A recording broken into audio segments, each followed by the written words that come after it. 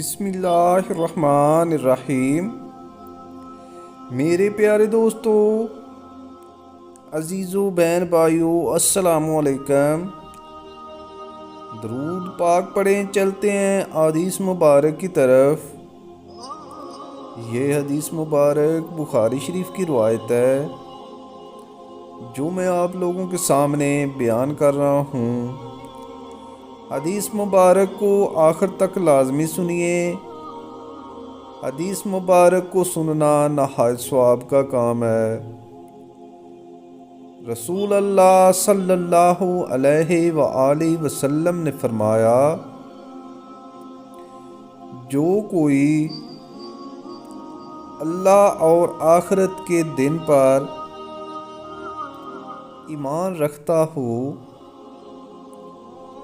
وہ اپنے پڑوسی کو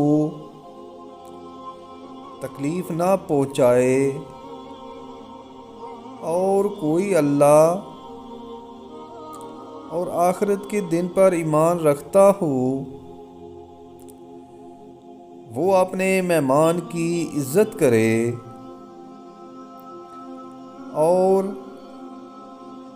جو کوئی اللہ اور آخرت کے دن پر ایمان رکھتا ہو،